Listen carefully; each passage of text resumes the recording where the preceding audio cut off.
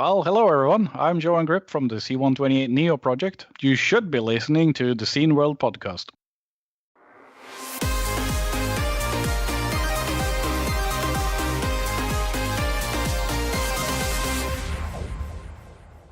Hey. Hey, Scene World podcast. It's the Scene World podcast. Exactly. He's him, me, us. Yeah, this nice.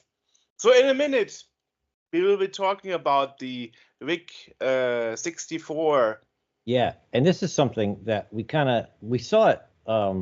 You saw it. I didn't. Yeah. Well, but we collectively came across this probably around the last podcast we did, and we were like, should we talk about it in the news? And we were like, you know what? Let's see if we can get them as a guest first. Right. And as luck would have it, that's exactly what happened. Exactly. So in a minute, we will be talking to Hardy Ullendahl, and he's one of the core members of the founding members of the project. Yeah. Mm-hmm. It's a really cool looking project too, which we'll go into it when we're talking to him. Nice. Very insightful interview. Exactly. But before we go very insightful in the interview, we go very insightful into the news. Yeah. Yep. Yeah. So I'll let you start again. Okay. Well, I don't know if it was the last podcast or the podcast before that. I mentioned that people were working on networking cards and stuff with the Commander X16. That's 8-bit guy, Dave Murray's project. Yeah.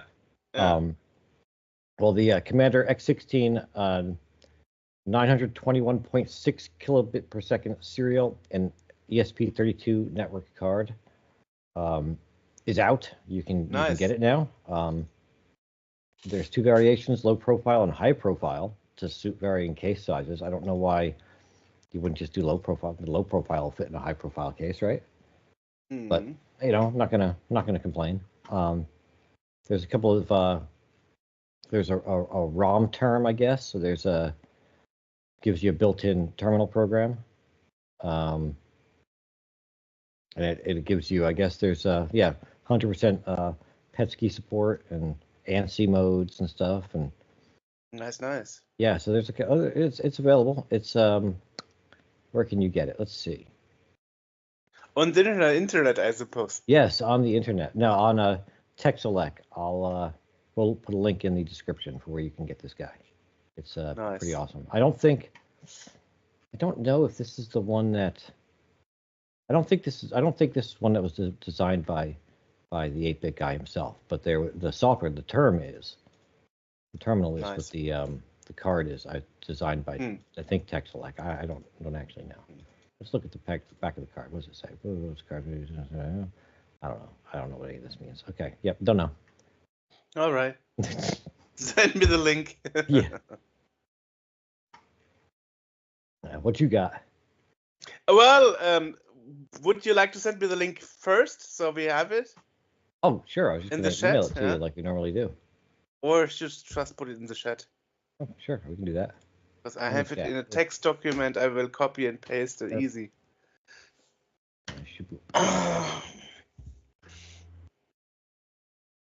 Okay. Well, nice. Copy link. Here we go. Yeah, paste link. Right. Wonderful. A little bit of the behind the scenes, the gears grinding in the podcast that most people don't get to see. Yeah. 10 years. The same shit.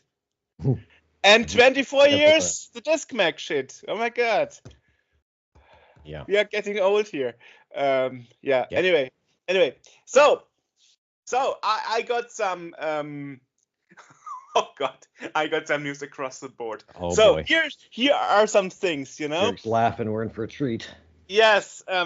So let's dig into it. So when we started doing those interviews with pioneers and key figures in the retro scene and so on, we started actually with the Disc Mag, like in the early 2000s, when we had people like Chris Crick, one of the composers of Epics, and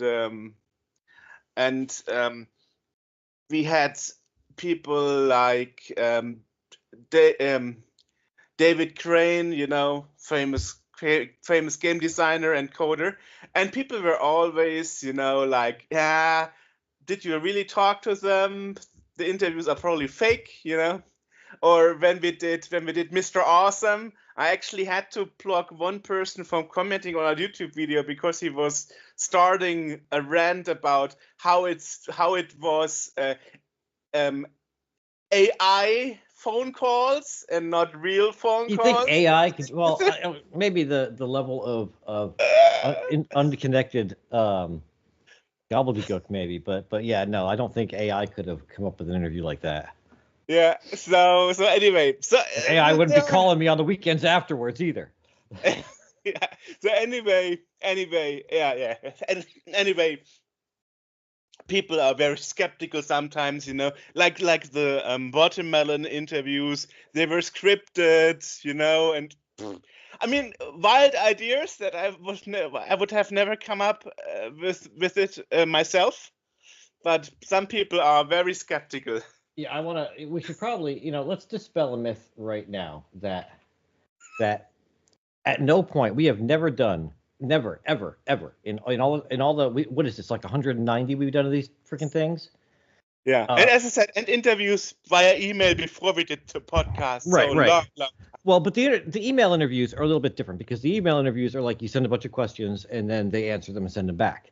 With the podcast, it's never been scripted. There's never been like at the most, a guest might want to say might want to ask, can I have a basic list of questions, like a small outline of what you might ask.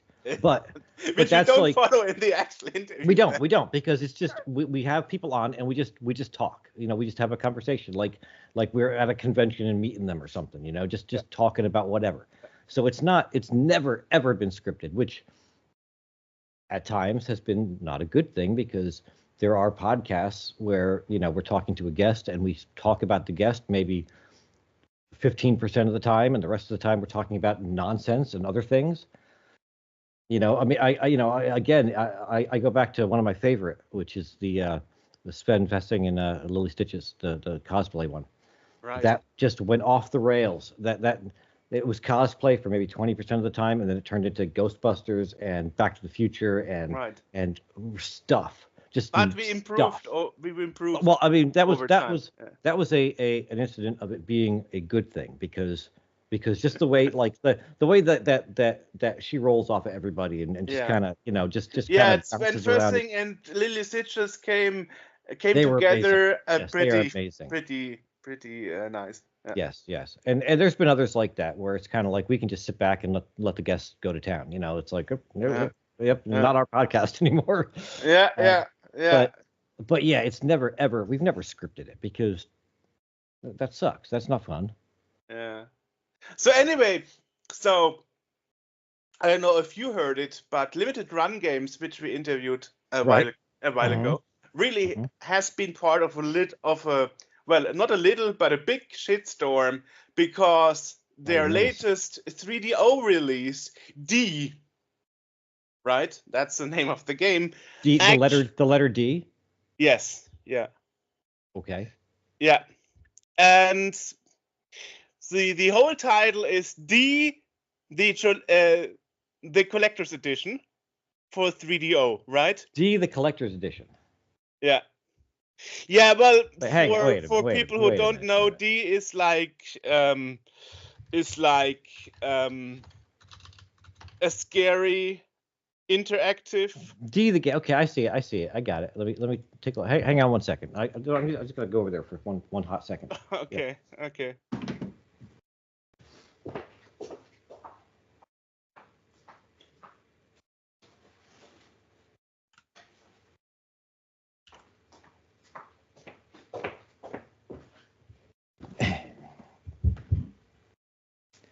Sorry, this is riveting audio for anyone listening to the audio podcast.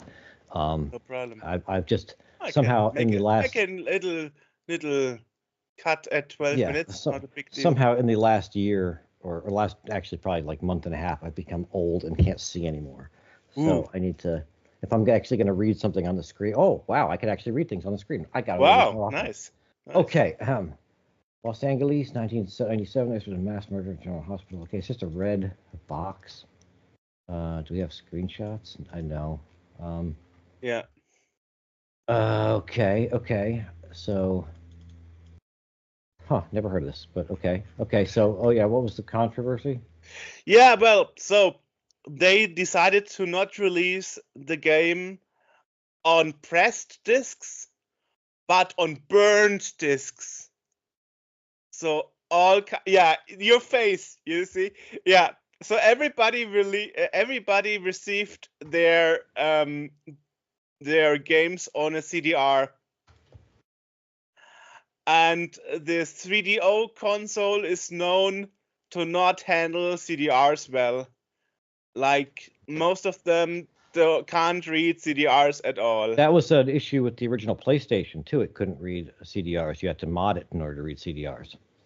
Or you have to use the original ones that only Sony had with the black surface. Mm-hmm. Right. Yeah, well, I think that was the problem. It wasn't necessarily CDRs. It was they had that dark surface. Exactly.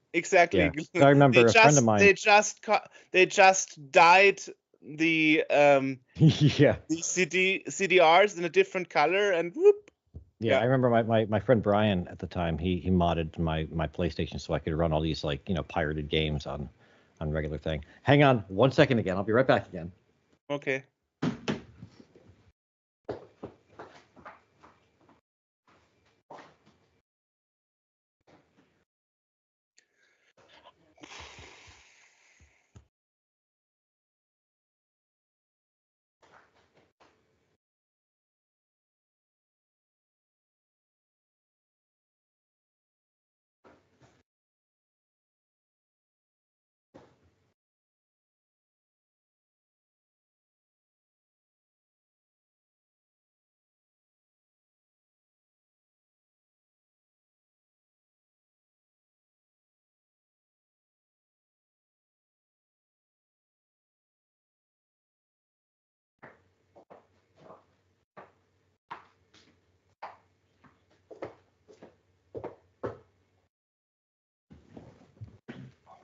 Never mind. Cut that part out.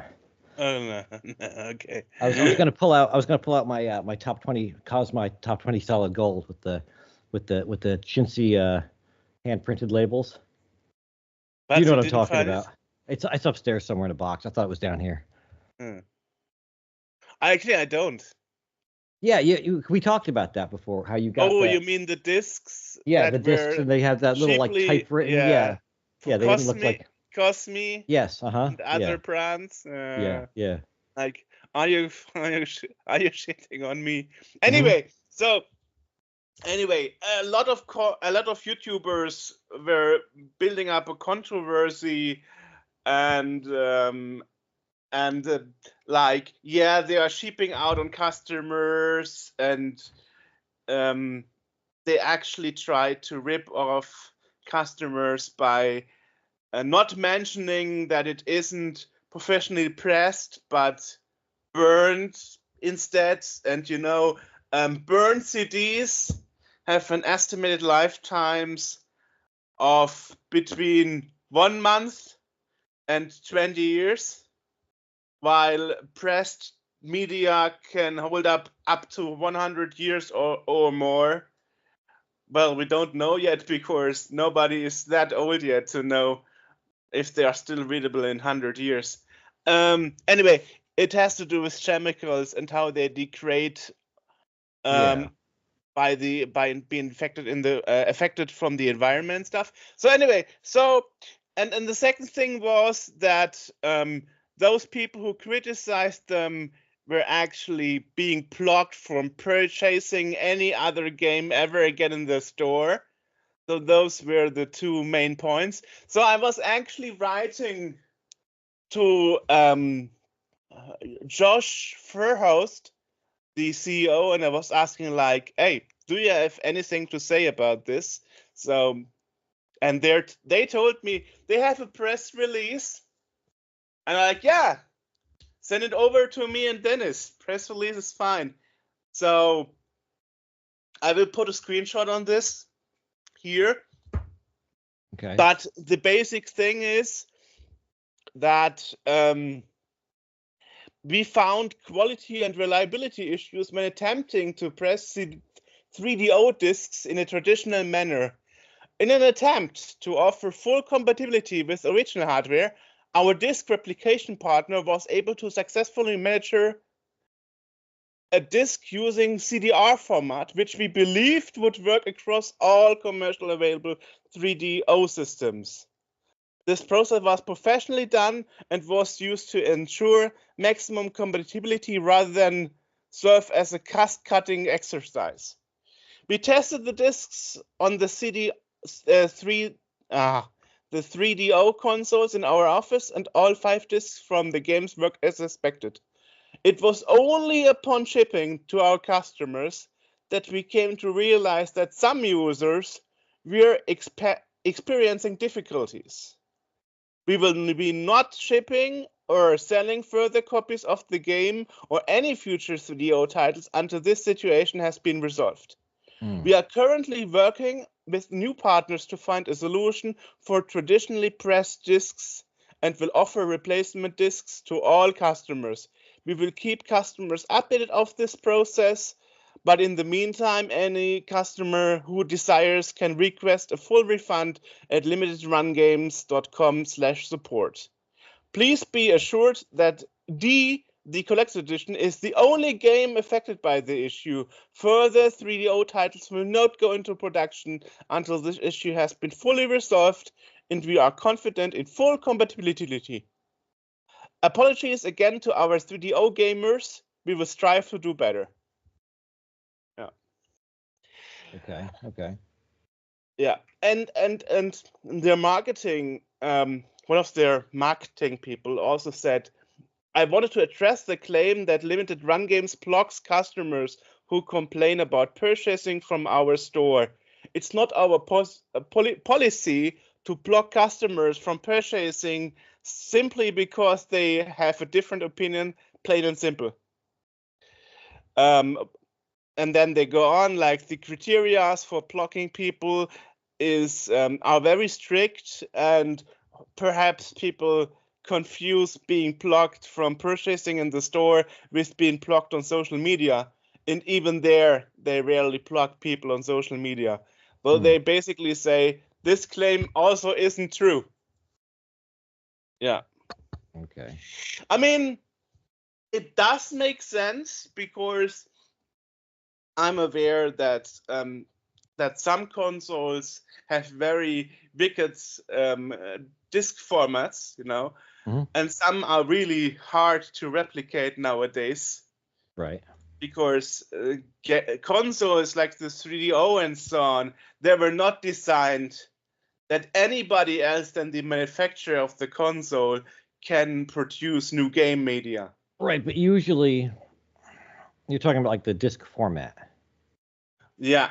Yeah, but usually, even if it's a format that your OS doesn't know, if you've got like an ISO of that, you can burn it or press it or whatever pretty easily.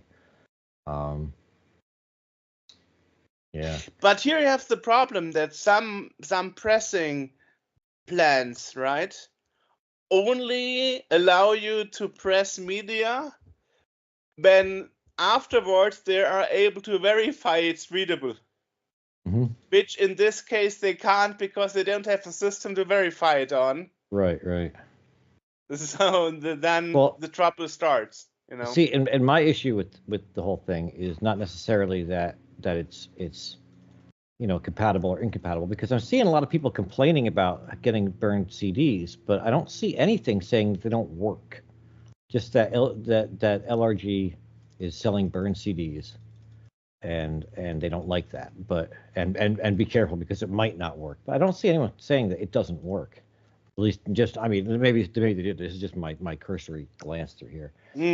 But more so, my issue with that would be that, like a pressed CD will last 40 years or something. It'll last for a while. Like I said, there are theories saying 100 years or something. Yeah, right. Whereas a burned CD, the lifespan is 2 to 5. So if you are lucky, right, as I said, some only last like 2 months if you're unlucky. And some last more. I've got some burned CDs in my box over there somewhere that are 20 years old. They still work. Lucky you. I mean, I don't use them very often, but they work. But yeah, I mean, it's unless they're trying to push the whole, like, back up your data thing again, like you're supposed to get it and immediately make a copy of it onto another CD and use that one. Well, I mean, the original designer of the PCB of Pure Solar, the first successful game of Watermelon games for the Mega Drive, he actually came out a few years earlier saying, yeah, our board design is shitty. The game will destroy itself after 20 years, and then your cartridge will not work anymore. Oh, great. So I actually bought a second version of AliExpress using an improved circuit board. So when the original dies, in a couple of years, which would be it would be like 6 years from now, I can still use the illegal replica. Yeah. So that thing is, but actually there is a term for that. It's called disk rot. Right. Because those CDRs and DVD-Rs and Blu-ray-Rs are really rotting away. The material is decomposing. Well, I think with burned discs, there's a dye that is used, which tends to degrade. I think that's what the actual media is. Exactly. And then, whereas on a burned disc, they don't use the dye. On a press disc, you mean? A press disc, yes, on a press disc. They don't use that. It's I guess pressed. Yeah. So yeah, it's Yeah. Anyway, that's the statement. So here you have it. And I wanted to have the statement before people are, complaining like, how did you get those people and to interview and give them a voice? How dare you and stuff. Yeah. Because I know it will happen. It always happens. People are always unhappy when we release certain when we interview certain companies, certain individuals. Yeah. And then it's always like, yeah, somebody controversial again. Wonderful. More. Like, yeah. Right. Controversy breeds views. Exactly. Yeah, anyway, that's about it. So, yeah. And I'll staying on the 3DO topic, Remute, our Dennis Karimani, actually released a new album for the 3DO, a music album. And it's called Easy, Remute 3D. Ah, yes. Yeah. For 3DO. Yeah. And is there a digital download for that too? A digital download? I guess so. Yeah, sure. I mean, he releases everything also.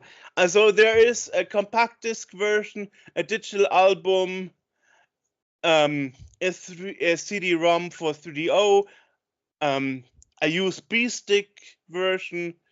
He has all of them on his Bandcamp. Nice. So yeah. Well, and another news is that Voltar, one of those. I saw this. Yeah. Oh, you saw it. Yeah, I did. Yeah. The American hardware guru and repair service actually had a break-in. Yeah. Yeah, and they didn't steal anything, but they destroyed every bit of console he ever had. Very, very painfully and very thorough. Right. So, yeah. So they weren't about getting money from it, but just destroying somebody's business. Yeah, I don't know. I don't know what the controversy was with him. Apparently, I guess people have been threatening stuff like that for a while. I don't know what. That's I don't know what the thing is with it. I don't know what the background is. That's exactly the background. He was threatened a while that they will come and destroy his business. But why? Because he also received an email, which which we will also link to. He posted a screenshot of a threat email he received. Mm-hmm. Let me pull it up here. Though that email is, I hope for your sake that you understand that this is not a game.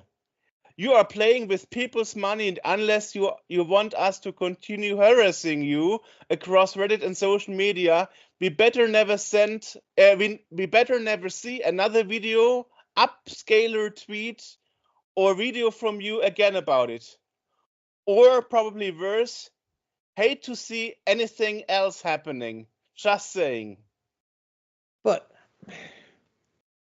yeah, so he obviously has haters. The dude made and sold like I guess like HDMI patches or whatever, like upscalers. Yeah. And for PlayStations and other stuff like that, right? Yeah. And he also offered to install them for you if you didn't want to do it yourself. Because I looked at the store when he posted about this, so it's not, and it wasn't like he's charging exorbitant sums of money to do it. Yeah.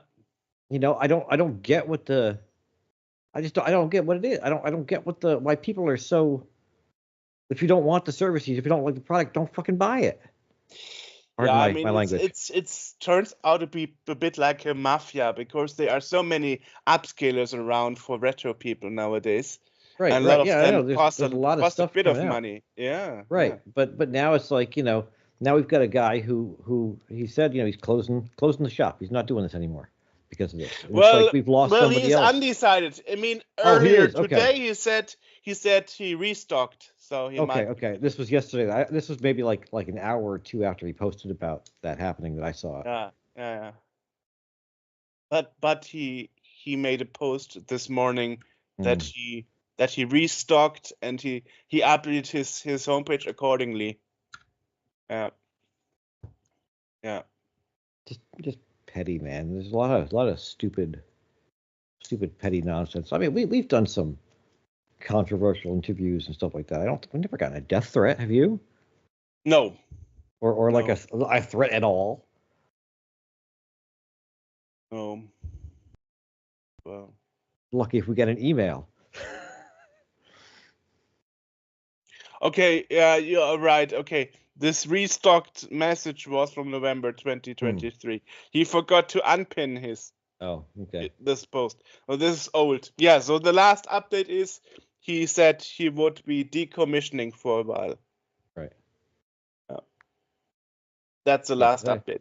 I saw a lot of people, like, again, getting angry at him after his posts, saying like, this is just a money grab or whatever, and he never asked for any money.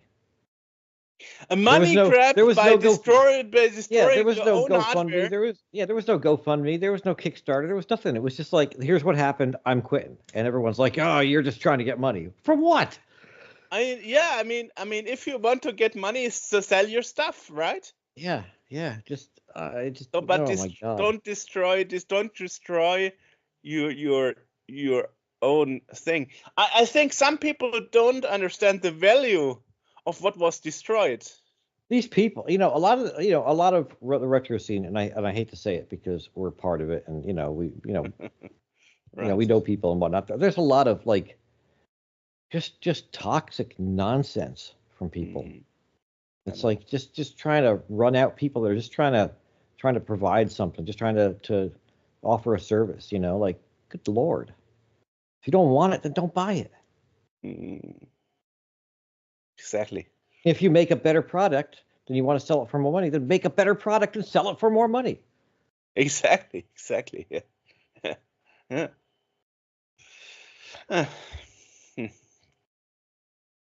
You're never going to become like, you're never going to become a electronics mogul, or you're not going to be Steve Jobs selling freaking retro game hardware.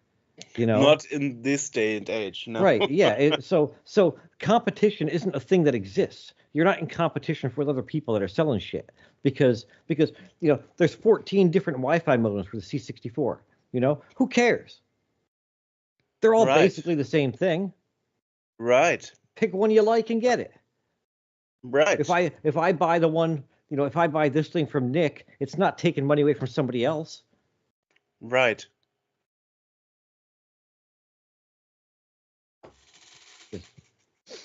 I don't know. Yeah. So anyway, yeah. Frustrating, man. It's frustrating. This was pretty bad. Yeah. Mm. Yeah. I mean, it's clear to me when we interview certain people, and it's like Mr. Awesome and stuff, and like Fonzie from Watermelon. It was clear to me that people will be jumping on us. How dare you gave this person a platform? And the funny thing is, in this case of a Watermelon game, it was actually a former staff member being the most upset about it. I'm that guy, you're not part of the crew anymore, but thanks for your concern. Yeah. I mean, what's the alternative? Not talk to those people ever again? I mean, if people are problematic, right? If you got someone really, really problematic, right? Yeah, I'm not going to talk to them. Whatever. I'm not going to give them a voice. But if it's something, Roy Schilt, there's a debate about his video game scores. Okay, he didn't murder any children, but there's a disagreement over whether he played the game on fast or not or whatever. Okay, big fucking whoop. Yeah, it's a game.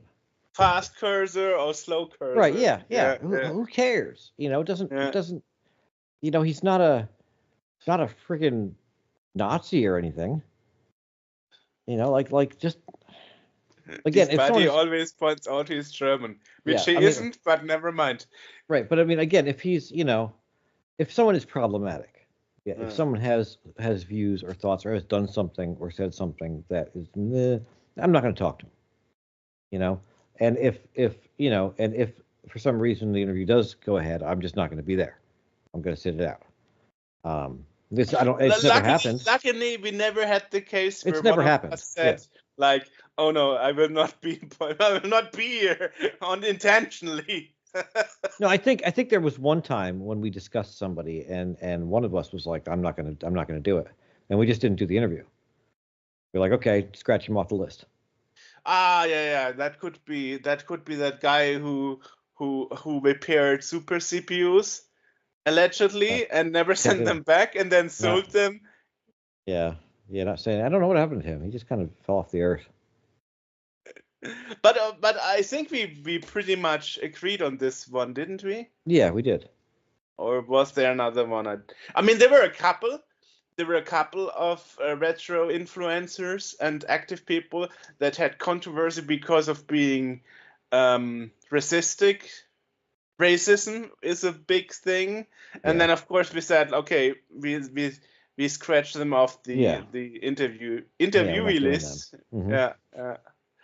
Which actually happened quite a lot in the last 5 years with a lot of actually game designers and game coders, which really surprised me. Like, why? I mean, especially the retro scene is so much international. You have people from all nationalities. And people from all nationalities suck, so. Right. But let's not make this entire intro a downer. Yeah. We've got a nice guest. We don't want to have a bad lead in. I mean, hey, traumatic things happened, Yeah. And I mean, in the example of Vultar, even if he is insured, no insurance will ever cover the tens of thousands of dollars worth of rare machines. Not only and that, hardware and stuff. What about the amount of hours the dude spent making stuff and repairing and right? Yeah, exactly. Yeah, stuff. Yeah, it's like whoa. So I mean, yeah, it's not just a monetary loss. It's a loss of time and effort and yeah. Yeah, I'm more talking about rare machines being lost and stuff. This is always the, I mean, money can't buy certain things anymore, Yeah. If you have a rare twin Famicom, you have a rare twin Famicom. If it's destroyed, you might not get a second chance. It's not like, yay. It's like why don't you sell your stuff and restart over? Sometimes you can't restart over. Right. That is what some people don't understand. If I started my collection today, I would never have such rare items that I have nowadays, because you either can't find them anymore or you can't afford them anymore. Yeah. I mean, just a couple of years ago, I was looking around it. I mean, that's my old C64 from years ago, but I've gotten other parts and bits and stuff, and C64s were going for less than $100, in 2016. And now you look at a C64, if it's working, you're talking like $300-400 sometimes. Right. It's just a. But I was very lucky a few years back that I got a first edition PAL version, the gold label one, silver label one, and I got it for €200 because nobody bid on it, because the seller, it was covered in dirt. Yeah.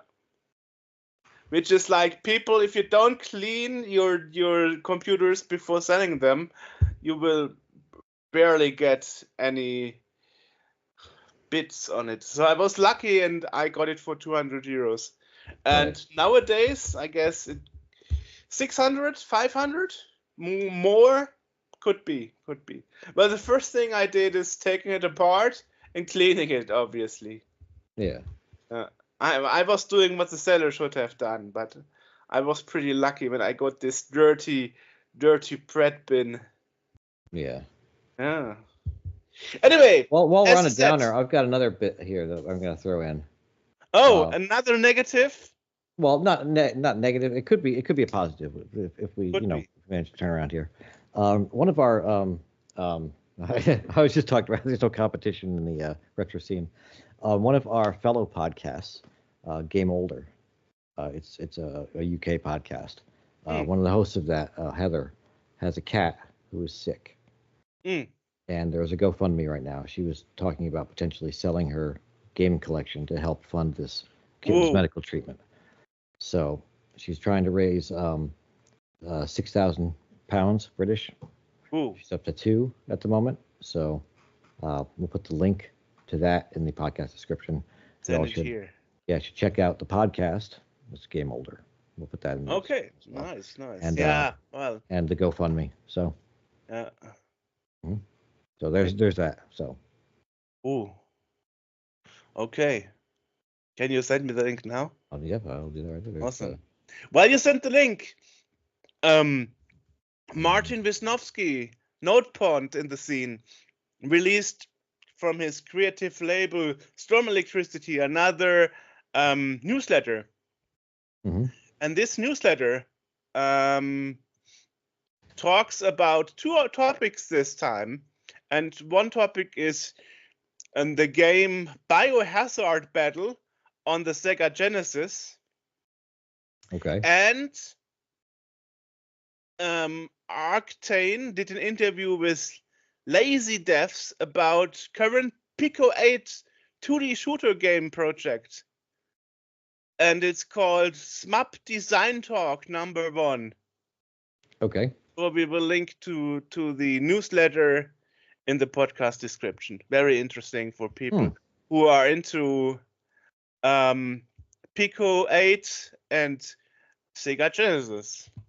Very nice. Nice. Game Older podcast. Now you're getting the link. Game Younger. That would be interesting. Okay, got it.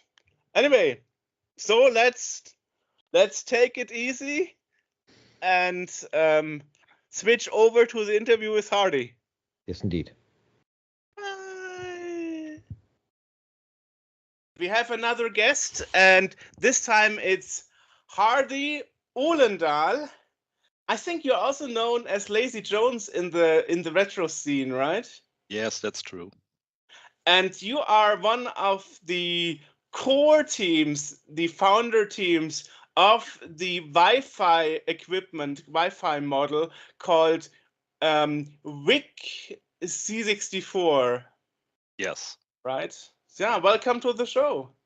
Yeah, thank you very much for the invitation. It is a great honor for me to be here in your podcast. Oh, yes, actually interesting. You have been in the German podcast, Brotkasten Befreunde, before, and you have been the guest before I was the guest there. So, quite interesting. The seat was warm, so for you. Exactly. Yes. And the special thing about this hardware piece is actually what I've read, that the software is the one that is actually making it special. And I think you will discuss about that later a bit. It's not just mimicking the old modems speeds, but also you have like I think a burst mode or something that makes it faster. I don't know. But no, I think we will come to that later on. All right. It's about the technique of this module, then I can. Yeah. It works. Yes. Yeah. Right. And well, so the most interesting thing I found actually, as I said, the software, and you actually have stuff like Google Maps and Street View. Totally amazing. Yeah. Yeah. That's great apps for this Wi-Fi module. Yes.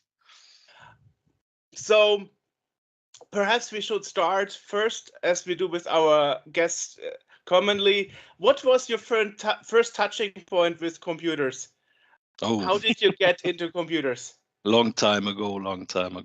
Yeah. Yes, when I was approximately 12 years old, I was at school, and my classmates were talking about their new home computers, and they were talking about nothing else at the break time at the schoolyard. And yes, I was very interested in it, and there's web software on floppy disks and so on. And someday I asked one of them, can you show me your home computer? Is it possible? And he invited me, and I saw this great machine. I saw this Commodore 64 and this blue screen, and typing commands in it, and load programs, or especially games at the start. And yes, it was amazing for me. And I became the wish to have such a machine also. But we're not rich at this time. So I asked my mom to buy me one, and she said, oh, it's very expensive. And then I showed her advertises of this great computer, and she saw him, and she thought, okay, my sister has also a Commodore computer, and maybe I can buy this machine from her. And she did it for me for Christmas.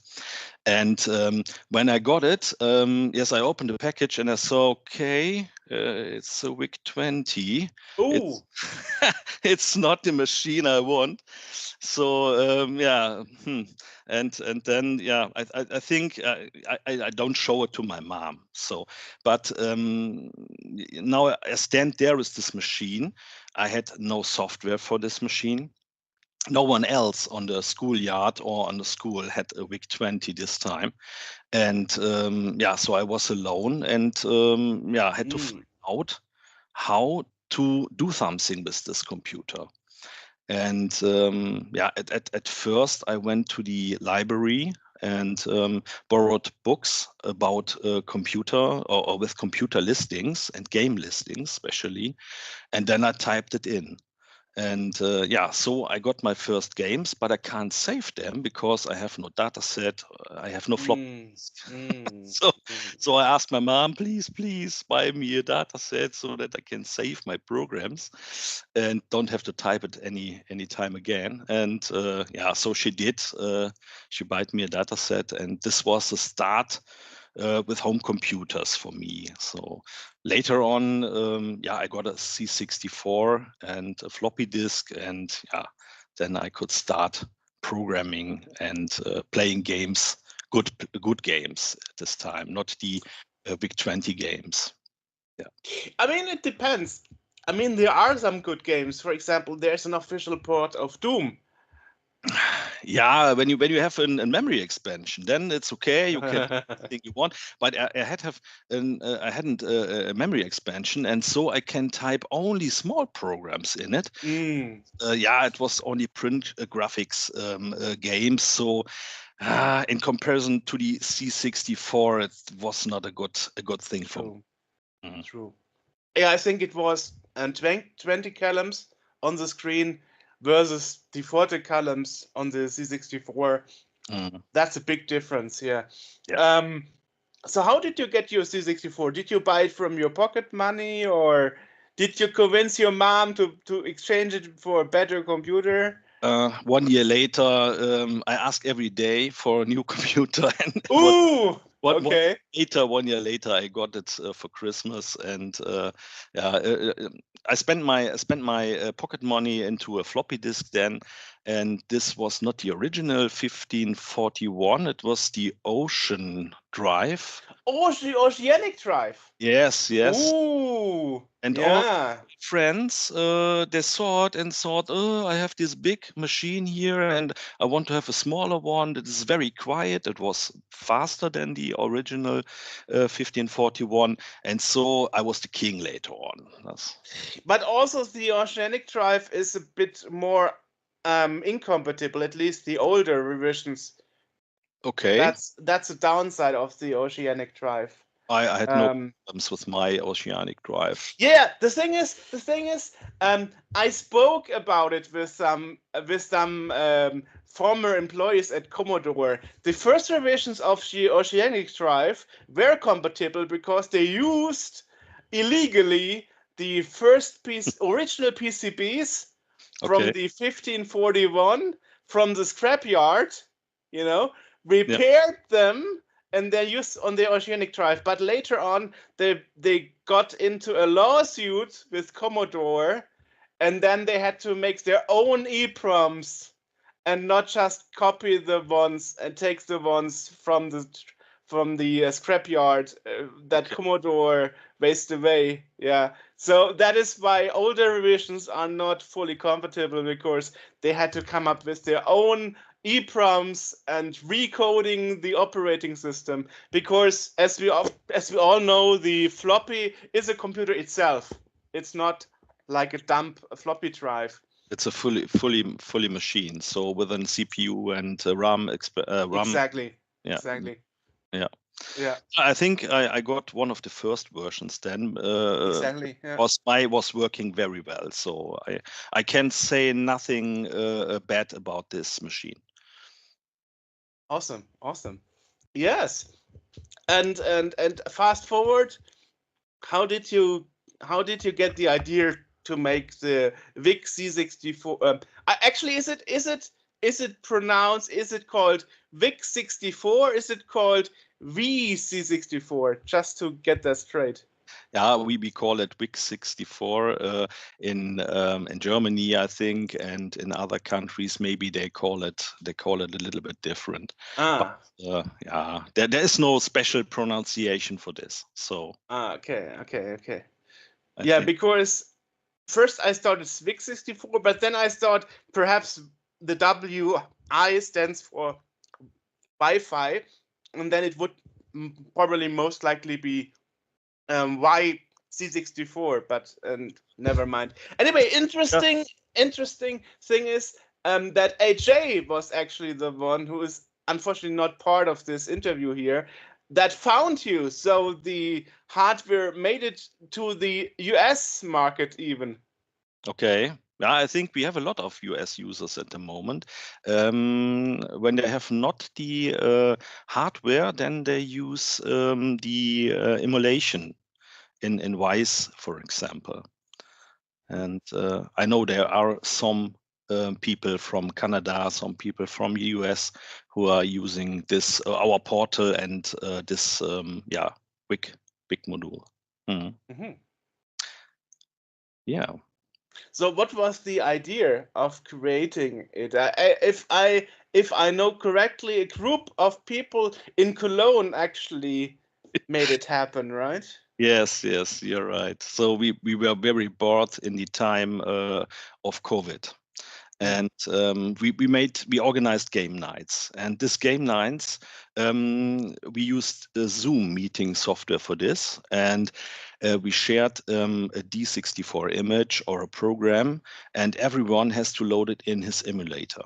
So, and then every participant has to play the game, and we wrote down the high scores, and it was very funny. It was every time somewhere between laughing and cheering, and it was very good. So we talked about that this is a shame that the C64 is not able to have a game and play it over the internet, so that we can use the real machine for this.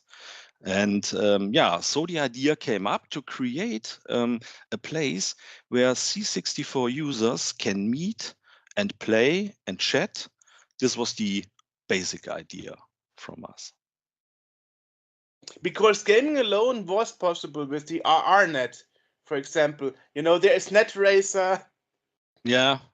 We saw a lot of possibilities to get into the internet or connect to 64s, but they were expensive or very slow, and there was no software for it. Maybe only the old software to visit a billboard or a mailbox, for example.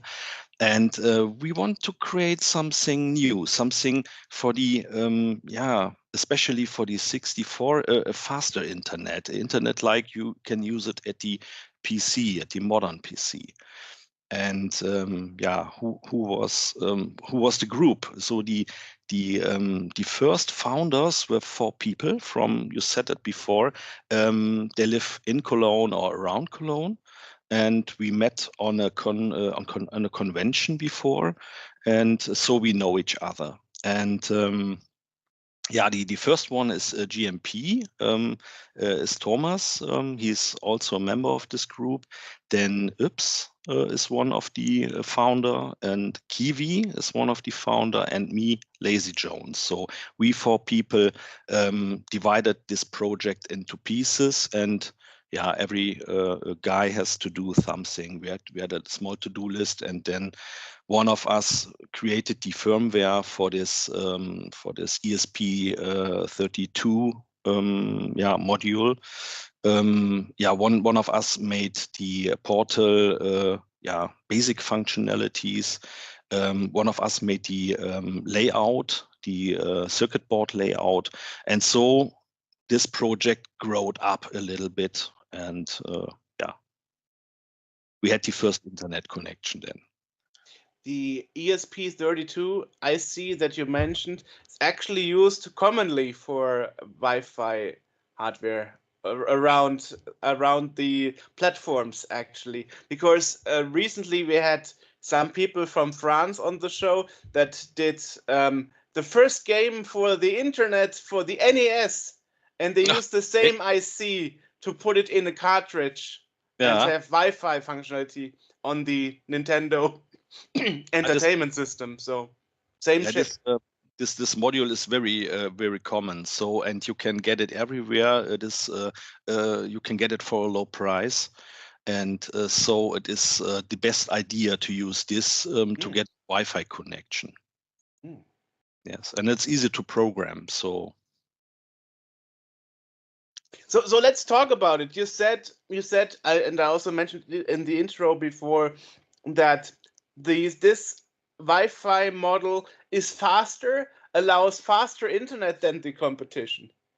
Can you talk a bit about that a little? Because I guess most listeners would wonder, why should I buy their hardware and not somebody else's? You know, with so many options. Okay, so the first difference is our module is not a modem. So because it has no serial connection to the C64, and it is a parallel connection to the user port, and this makes it very fast, up to 22, 25K per second. So you can load a game in 2.5 seconds into your memory of the computer and play it. And I think this is much more faster than the old internet for the Commodore 64 with modems. And yeah, the idea was to have a module what is very fast, available for everyone, not too expensive, so that a lot of people can buy this module, and easy to replicate. So this module should be spread around the world. This was the idea, the first idea. So it's open source, kind of? Yes. The module and the firmware software is open source. So when we find suppliers what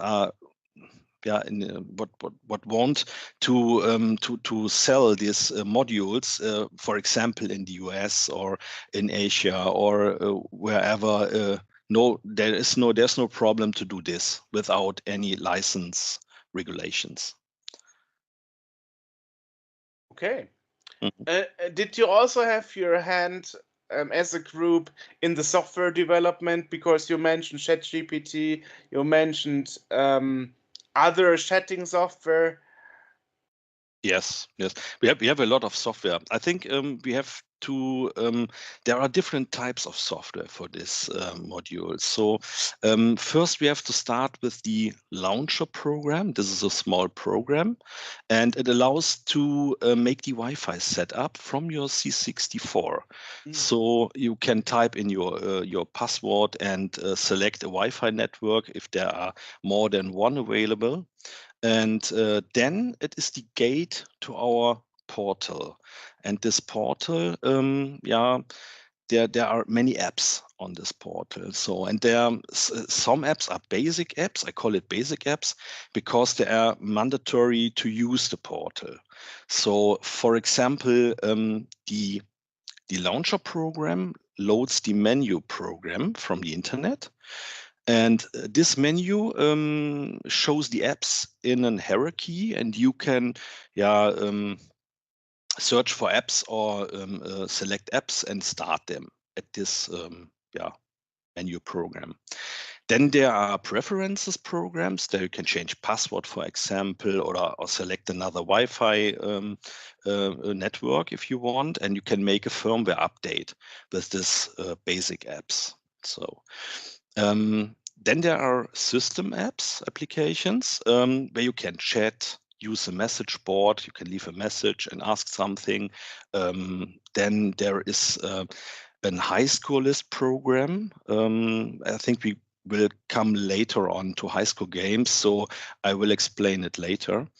And there is a media center. There you can load up your D64 images, RAM expansion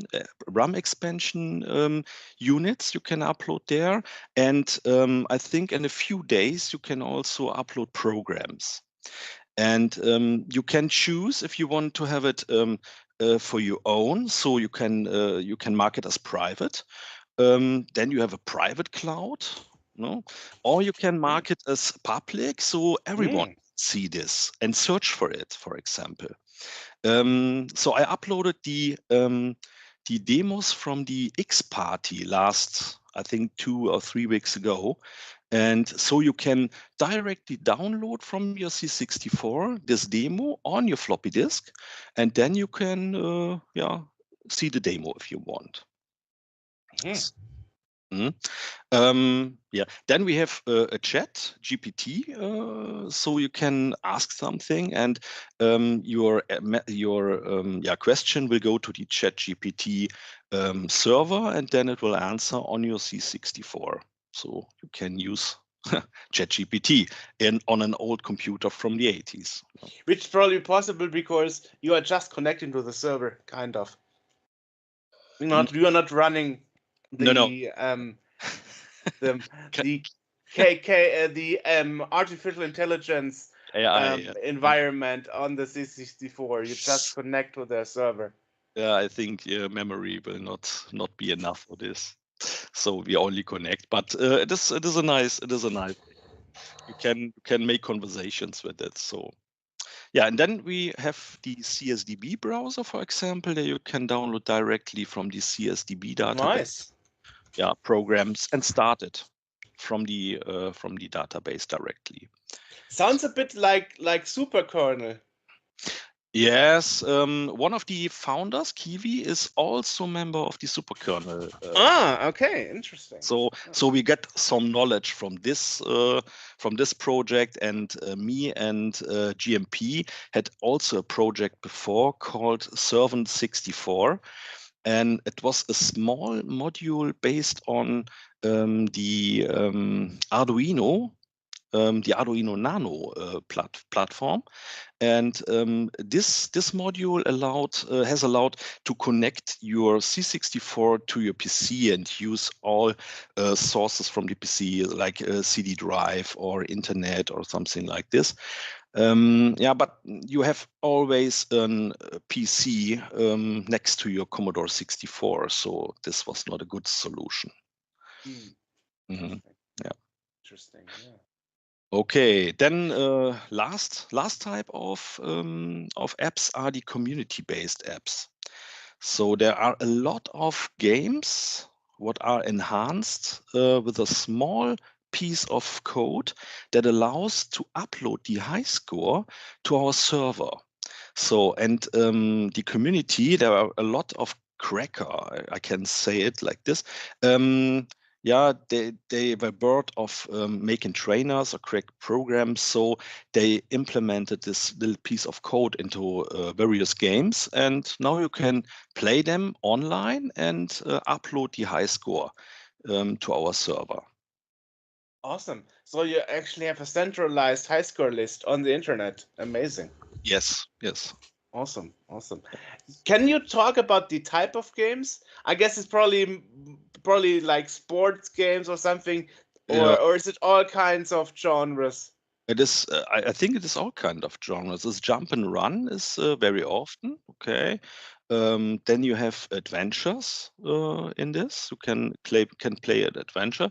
Let me think about it. Yeah, sports games, for example, Decathlon is also playable, and you can have a lot of fun there. And we have about 16,000 high scores in our table now. So every high score will be stored, nothing get lost. And so we see, okay, how many games were played and how often the games were played. This is also possible by seeing these high scores in the table. Interesting. Yeah, and also in community-based games, there is also a WiC radio, SID radio. You can play SID sounds with this, and there is a huge database in background, and you can choose not an actor. How is it called? A musician, for example, if you want to. Composer. Composer, yes. If you want. Yeah. For example, to Rob Hubbard, you can say, okay, I only want to hear Rob Hubbard songs, and then it will download the songs and play it, while you are working or something like this. Yeah. Then. But there, I would be worried about the NTSC compatibility. Actually. Yeah, but I think it works in NTSC. Far as I know, it should work. Did you test it? I don't have the device. Okay, yeah, good. I think we can change this. later on. We talk later on, Jörg. Yeah. Okay. Actually, I own I own an NTSC SX64. Okay. And I also got the clock. I don't know what it's called again. Yeah, clock generator IC from Jens Schönfeld. So I was able to modify one of my C64Cs to mimic NTSC. Okay. And which was not so easy because you need to get an NTSC WiC in Germany. Okay. Yeah. And this is 100% compatible to the NTSC? Not 100% compatible because the clock generator, of course, still runs off the 50 Hz from the power supply, obviously, because we are in Germany. Okay. So it doesn't work for some demos that depend on certain timings that are not 100% correct. Okay. But I would say 99% of games don't care. I guess it's mostly like very time critical demos or something, you know. Is it very difficult to get an NTSC device? I never saw something in eBay or. Well, like I said, you just need the clock generator that you can switch with the jumper between NTSC and PAL that you can get from Jens Schönfeld, and then you need an NTSC WiC chip that you also can get from eBay. And when you have those two ICs, then you basically have an NTSC 64 because the rest is identical. Okay. Yeah. So. Yeah, I have only an WiC20 in NTSC but I never used it, so it is only for having memories on this machine. It was quite interesting because I actually wasn't planning it. I was just randomly going through the hardware offers from Jens Schönfeld, you know, and then I was like, he sells a clock generator, I see. That's interesting. And then I made up the plan to make my own Z64 in NTSC. And that it's quite interesting because there are two assembly revisions of the Z64 that actually have all ICs socketed. So you can just pull the old IC and put in the new ones, and then woo, there you go, you know. But obviously, for the 100% compatibility, I have the S64 that is NTSC that actually runs on a power generator because it's actually generating the 110 volts that the computer wants. But the SX64 is easier because it has the monitor built in. So it's all running off the same power supply, basically. So pretty straightforward. When I'm not mistaken, I think you have to change something or to modify something at the user port to use the WiC module if you want to do this. In the German versions, there is, I think you have to separate one line or to combine it. I don't know. There's a manual in the internet to do this, and then you can use the normal user port modules, included the WiC or WiC64 module. Yeah, the difference of the SX64 is it has no data set lines. Yeah, I think it has data lines, but you have to connect them. But no data set, not for the data set. So the whole part of the kernel that is for comma 1, that's actually been removed. That is why some demos don't run, because they actually occupy this part of memory that is actually missing from the SX64. And the other difference is the NTSC SX64 has the normal boot up screen as you have behind you, but the PAL version actually has the the welcome screen in white for better readability. Okay. Which also causes some incompatibility. So it's absolutely amazing. So the NTSC version is actually slightly more compatible than the PAL version, because obviously the NTSC version was first and they didn't modify the start screen. The colors of the German version are very strange, and yeah. I thought it would be better to have the blue screen, not for Windows users, but for 64 users. Exactly. Yeah. Good thing, and for the PC world, this is not a good thing. Yeah, I mean, I guess it has to do with I think it has to do with the TV standard, because for the NTSC version, you also have a color grading knob where you can change the color grading, and the PAL version totally doesn't have this. So it's a bit strange. I guess that is also why people nickname it Never the Same Color, NTSC. Okay, yeah. So I'm not a specialist in SX64. I own one of them. I have one device, but I use it. I take it not with me on conventions or something like this. Sometimes I get it out of my computer area, and then I see, okay, I would start it and see, oh, it's so nice, but yeah, it's too good to use it. Nice. Mm-hmm. All right. Yeah, interesting. And interesting that you mentioned that you actually have an SX64 and you believe there is a modification required, because I've never heard that before for other cartridges, but that is perhaps because I never tried it. The only cartridge that I actually have inserted is I have a retro replay for the NTSC SX64, which actually wasn't easy to get operating, because the Flash software crashes on NTSC. Okay.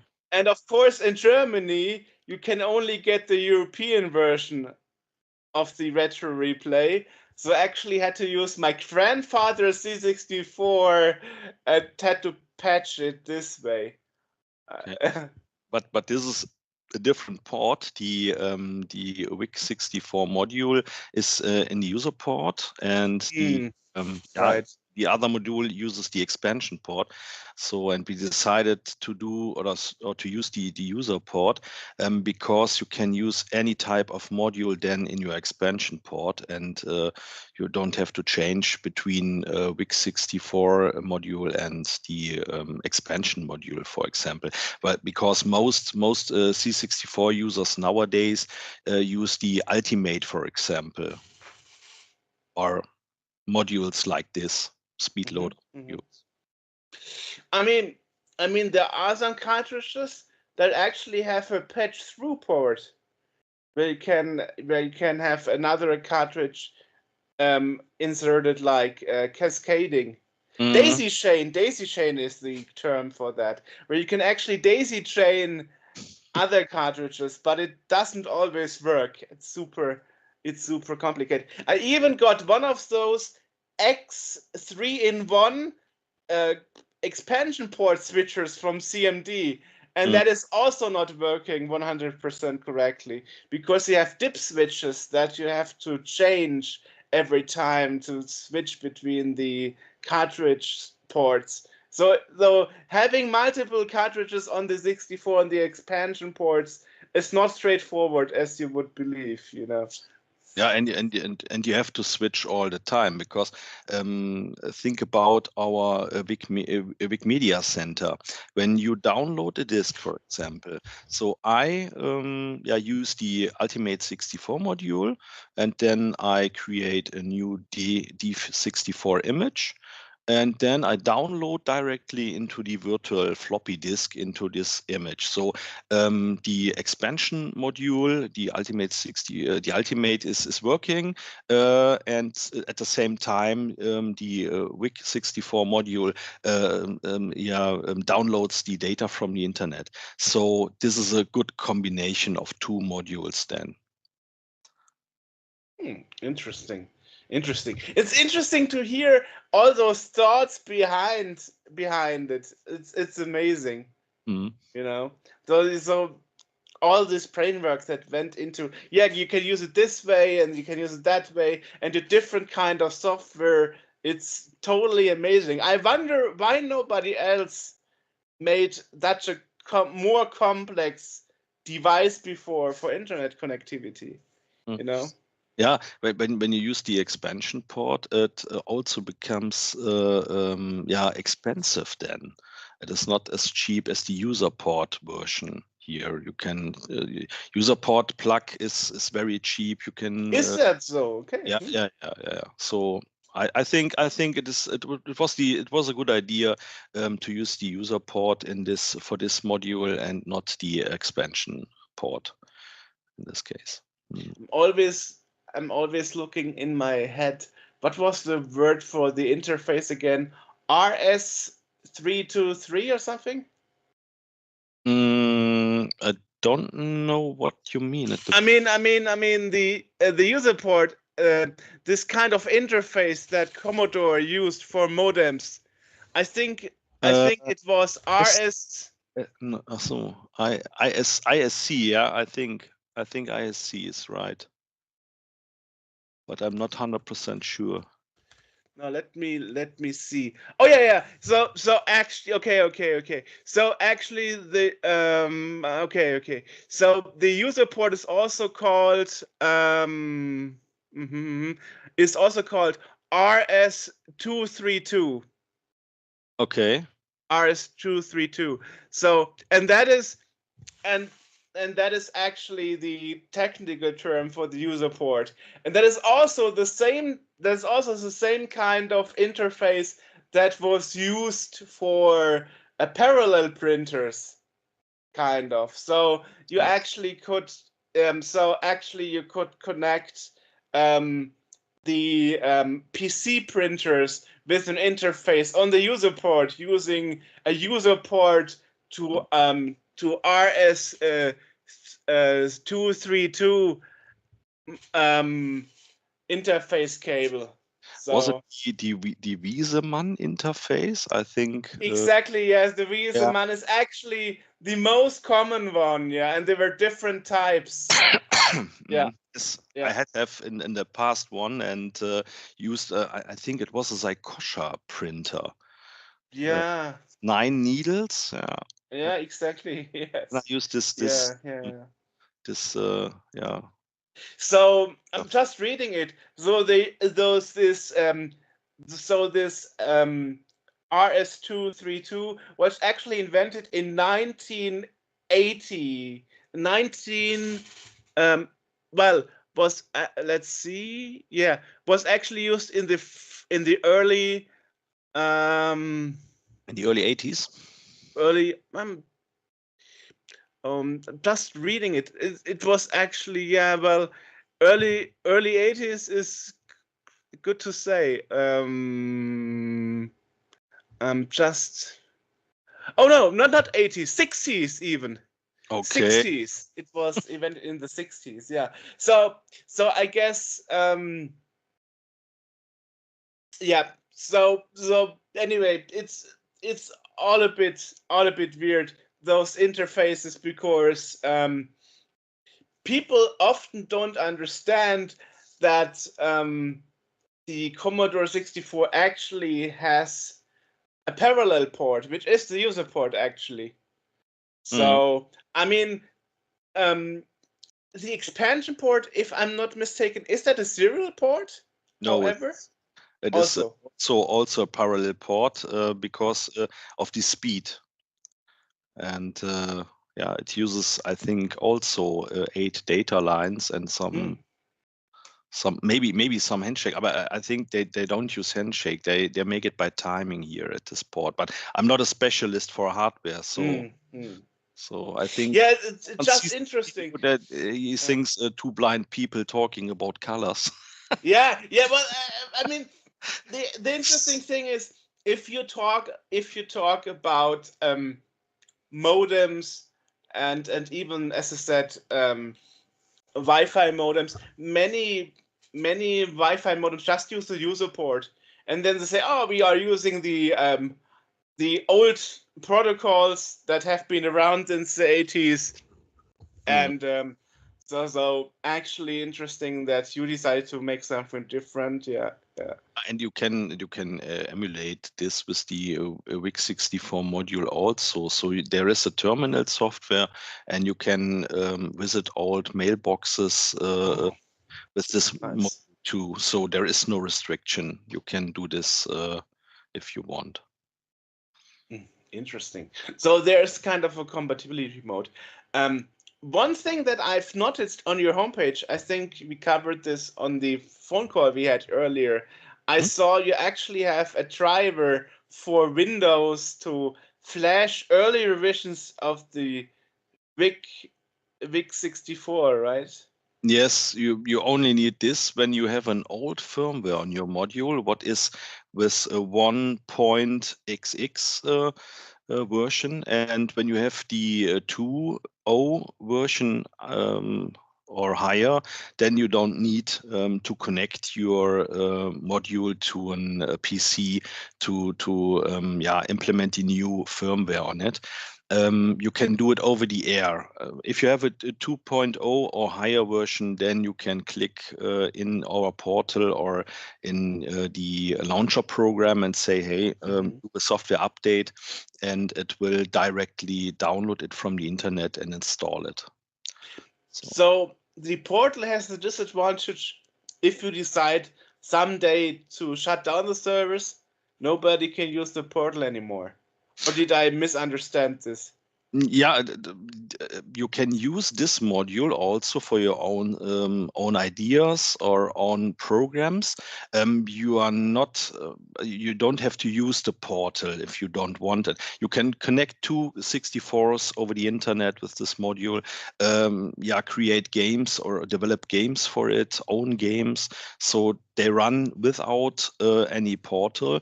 The portal is only a point where the 64 users can meet, and there are a lot of people behind this portal. So I think, we won't shut down it in the years. So there is no reason for that. One thing I've seen on one of those American reviewers saying that at this portal and the community there is still a lot of Germans, not very much English communication happening there. Yeah. This is because our community in Germany is very big. I don't know how many people in the US have a 64 or using an emulator to join the portal. And when there are more participants from the US and they leave messages in English, I think then it will become more English. In the next time, but at the moment it is the complete portal is English language, so all can use it. Germans and English people or from other countries, and I think when there are more people from other countries leave messages and play against German players, for example, then I think German players will switch to English because most of German people can speak English. So interesting. Yeah, I have one question about the software. I don't know if you can answer that, but I really thought when I first read that you have support like Google Maps and Street View. Is that even possible? I mean, okay, I understand the data is streamed over the internet, but still you have to, scale down the colors and the resolution. all of that in real time. That must be a lot of programming brain that went into those programs. Yeah, I think so, but this is also a community project. So yeah, a lot of people program software and make services for our portal, and are proud of this, and they don't want to have any money for it or something like this, and you can use it for free. So the whole portal is free, and we don't want to have money or a fee or something like this. And yeah, I think it is a lot of work, but I don't know how it is developed in background. So because this is a community thing, I can say something about our basic apps. So there I know how they are developed and how is the background process of this. But in this case, also the SID radio, for example, I can't tell you how it works in background. So there must be a server, I think PHP server, something like this. And this is able to grab the files from internet, from a database, and put it into your C64 memory. But I don't know how it works. But it works. So you can use Google Street View, and it's very funny to see your own street on a Commodore 64, or walk your street in a Commodore 64. And I think you can see a lot, and it is very detailed if you play a little bit around with this tool. I mean, I remember when I got the RNet in 2010, it came with a version of Contiki, and at this time the internet wasn't encrypted most of the time, and I was totally blown away that I can surf the internet like Google and so on. It was all text based, but back in 2010 I never thought that graphic intensive services would ever be possible. It's amazing what you can do nowadays, combining modern hardware, modern streaming, codecs and so on, and development, combining with the old hardware and making it possible.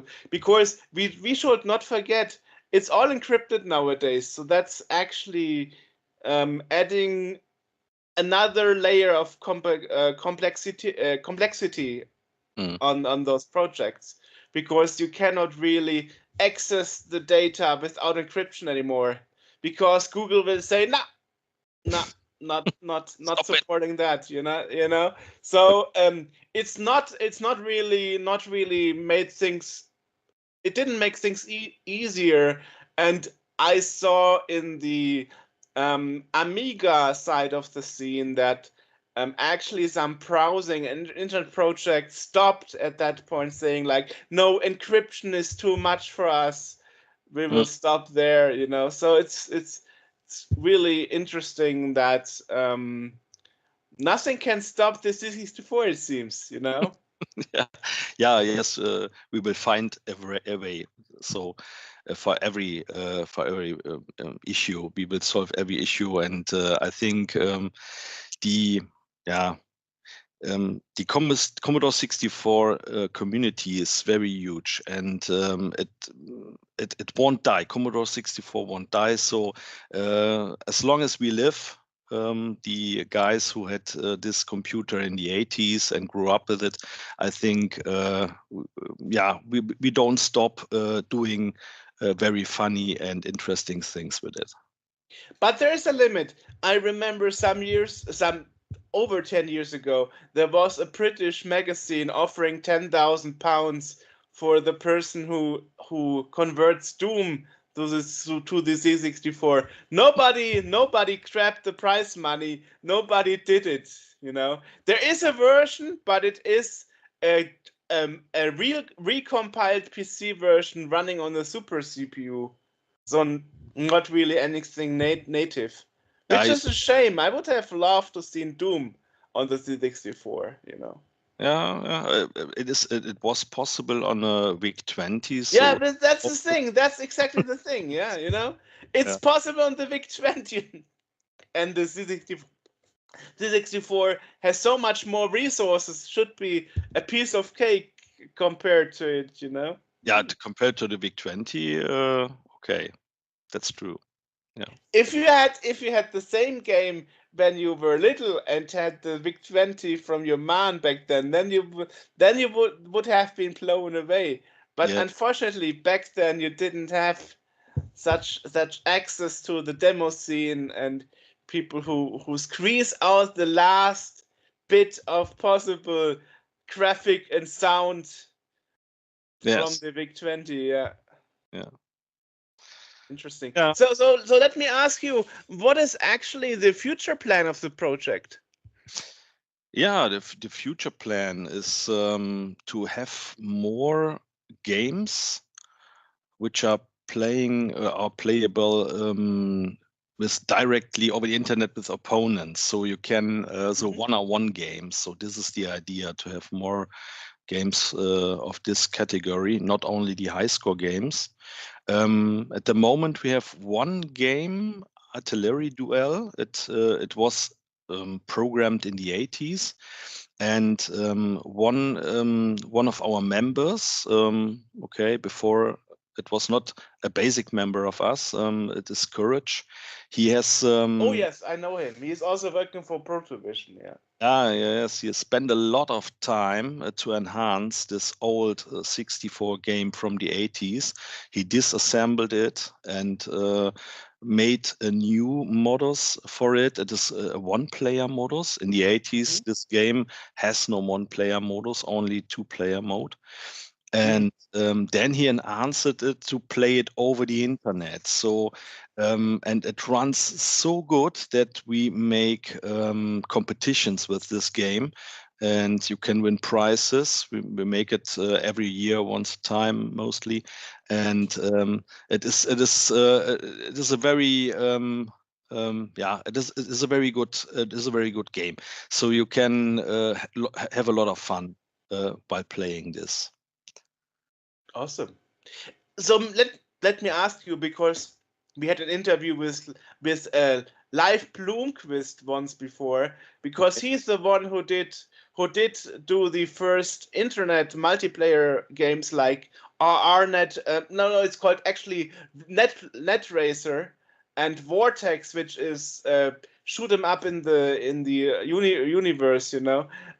Did you actually consider working together with him? Because why reinventing the wheel if somebody else already has multiplayer internet games? Yeah, I don't knew this game, so I can't say anything. Oh, you didn't? Yeah. Okay. Well, he was actually the first guy, I think it was Canada, who invented the first Wi-Fi model. Okay. The first one. So that was also why it was the most expensive, because it was $120 or something. The RNet, you can sit it on the Ultimate module, when I'm not mistaken. Oh, I don't know, but the way Live coded his games was actually that the games support multiple interface cards, so you don't have to use his Wi-Fi cartridge model. You can also use an RNet from Adam Dunkels or something. So he made his games that they are compatible to multiple hardware pieces, and perhaps he could add a compatibility to your hardware as well. And I think, why not? You know. Let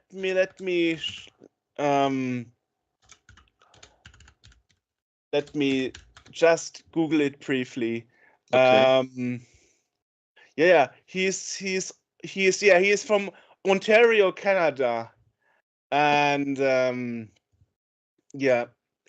Is it a fast internet module, or is it a slow one, like a modem? Oh, I actually don't know about the technical details, but at the moment he has 4 games, 4 internet games: Danger of Rogue Demon, Netracer, Vortex, and he has his own version of Artillery Duel. No. So Okay. let me send you the homepage. And he actually told us during the interview we had with him, I just sent it in the text here, he actually told us that he's looking to work with a group of people to, well, make more games than those 4 games playing over the internet. So perhaps you should get in touch with each other. He is very active on Facebook. So seems that these games are not round-based games. No, they are actually live action games. Action games. And Vortex and Dungeon of Roach Demon are actually games that are loading the world and the environment from the server on the go. Okay. So even the graphics and so on are streamed from the server. Live Blomqvist. Okay. Yeah. Yeah. I think we should contact him and ask him. Yeah, definitely. How it works, and maybe we can make a cooperation with him. Certainly. Yeah. The only downside is what he didn't consider when he did Netracer, that the game unfortunately doesn't take account of the speed of the machine used. So when we made a live stream with him, I had the slowest cars. Okay, because my car ran on 50 hertz, and his car and our guy in America, their cars ran on 60 hertz. So I never could catch up. This is the same when I go on the kart race with my daughter, and my weight is more than my daughter's weight, and so I got the the slowest kart at this time. Yeah. Oh, why is that actually? Yeah, when you the cards have not such a much power. So when they have 15 horsepower, I think, and I'm sitting in it with over 100 kilograms. Ah, okay, because of the weight. I see. Yeah, it's the half of my weight, so she's very fast then with this 15 horsepower. Oh. Yeah. So your daughter must be young and light then. Yeah, younger. She's 18 at the moment. Yes. I have two daughters. One is 21 and the other is 18. And are they also into computers and stuff? No. They my little daughter, she wants to ride motorcycles and in her free time, and but they don't interested in computer things, not in retro computer things. Oh yeah. Those old machines nobody else cares about, right? The graphics is not good enough for them, so they don't use this machines. Yeah. I mean, actually, the reason why I think it's actually amazing to have things like your cartridge or like those games, we, as a user, you never expect that such things are even possible, because you actually have to come up with that all. And Live Blomqvist is just one guy. Imagine he had to make it all by himself, not like a team, as in your case, Okay. Yeah. So.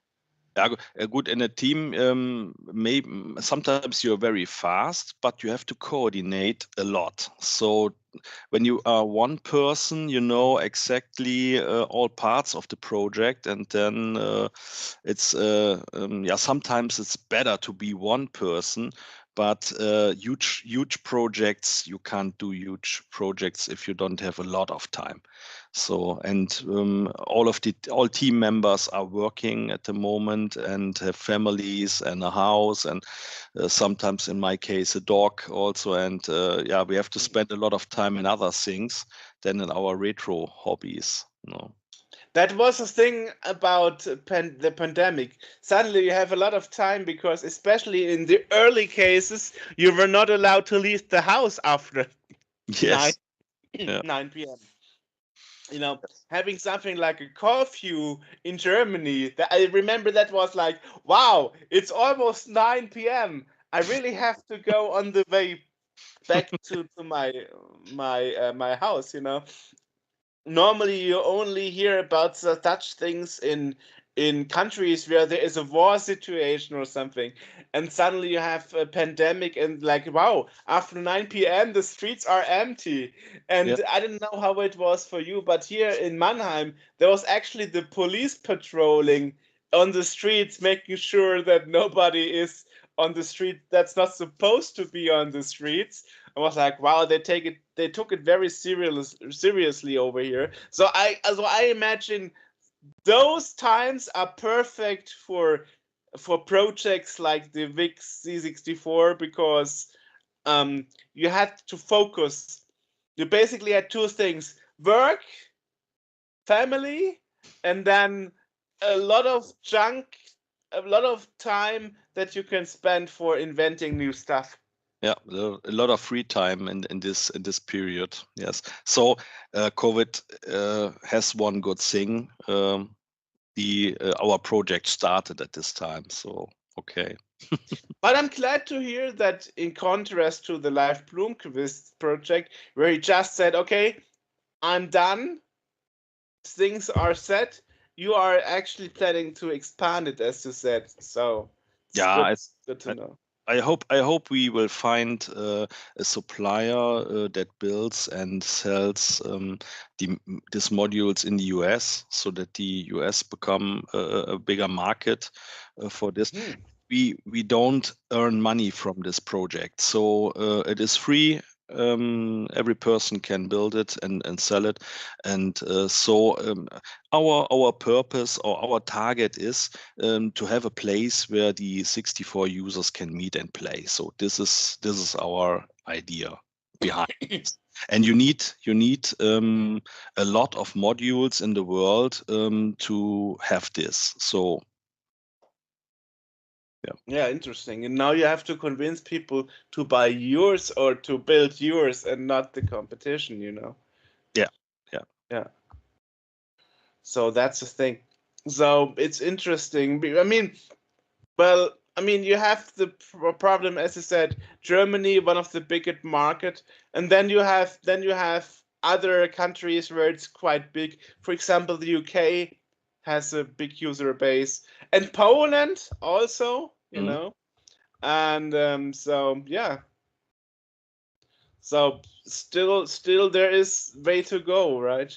Yeah, perhaps that's another idea to get in touch with Live Bloomquist. Since he is Canadian, he has a lot of well, reputation in the American NTSC scene. Okay. Yeah. Yeah, I think we connect to him and ask him. Maybe he can give us some hints how he has developed this software, and maybe we can do the same or use maybe his software also, if it is possible to translate it to our protocol, or I don't know how it works in his case. Yeah, which is actually quite interesting when we spoke to him, because you would think like, hey, I want to make more money. I mean, $120 isn't very cheap, you know. Okay. I make the game for my hardware exclusive, but he was like, no, I make it so that it's also working with what is already out there. So, like, wow, you know. Yeah, the same idea like we had before. And can you test this software in, for example, an emulator like WiCE, or is it not possible? I mean, I don't know. I mean, is there an RNet plugin for WiCE? I mean, it is the first network solution for the 64. I would be surprised if there's not. Yeah, I guess there should an RRNet implemented in WiCE. Okay, yes. there is an article on CommodoreServer.com how to configure WiCE to use RRNet emulation. Okay. Yeah. So you can actually use the RRNet as a add-on cartridge. Yeah. The same like ours. WiCE is also able to emulate the WiC64 module. Yeah. I mean, there is a whole wiki entry on individual computers about the RRNet. Okay. So Adam Dunkels teamed up with Jens Schönfeld for this, it seems. Yeah. I mean, it's super amazing because the RRNet actually just a byproduct. I mean, the original idea was actually to make a Pico TCP IP protocol and a Pico IP protocol. So basically, the same stuff for network also works on the Atari 8-bit, on the Game Boy, on the NES. So they're all using the same network technique. Okay, a lot of. It's all invented by Adam Dunkels. Yeah. Okay. Yeah. Sounds like a good guy. So we have to. Yeah. It's actually true. Yeah. Yeah. So I see. I should compile an email for you with all the contact details and links to the projects, so you can see if you can use any of that. Yeah. Sounds very convenient. Yeah. Actually, yeah. Well, too bad that you didn't know earlier, because now Artillery Duel has now been done for the network twice. Is it the original Artillery Duel from the 80s, or did he programmed it on his own and it is not the same game? I mean, from the screenshot, it looks pretty 80s. I mean, I can send you the link here. I mean, you probably know it better than me if you look at the screenshot. Yeah. Just sent you. Let's have a look. Yeah. Oh, he even writes, so it's using netlib64, which supports RRNet or ATH64 cartridges. This is not the original from the 80s. Okay, it's not. Okay. I think he has programmed a new game then. Yeah. Yeah, but he has a link to the GitHub repository, so it's also open source, it seems. Yeah, so we can have a look into it, and maybe we found out how it works. Yeah, I mean, so it looks like he's using a library to support all the hardware. So perhaps he can expand the library to support your. I mean, if I was a user, obviously, and I would get your hardware, your cartridge, I would look into what software do I already have that supports the internet on the Commodore 64, and can I use it with your hardware also, Okay. Yeah. And also, the thing is, this solution that Leif Blomqvist did, it's rock solid. It never crashed a single time. And when Gamescom was a live show because of COVID, we actually made a 1 hour long live stream. Okay. And of course, then it has to work 100%, because if it crashes and so on, they would just kick you off the live stream. So we were lucky it actually worked. And I was in a Twitch stream afterwards, and people were like, "Weren't you those guys that played on the internet on the C64 in a live stream?" That was totally mind-blowing. I was like, yes, that was us. So people actually remembered it, Okay. What about losing some packages while transmission? I think it sounds like a lot of testing before and a good software design. Oh, definitely. I mean, we had no issues, and since we all had European C64s, Mm-hmm. We actually could make real races, and not having one guy lagging behind. So yeah. So yeah. the cars are always on the screen. So when Yes. someone is lost, what will No. happen then?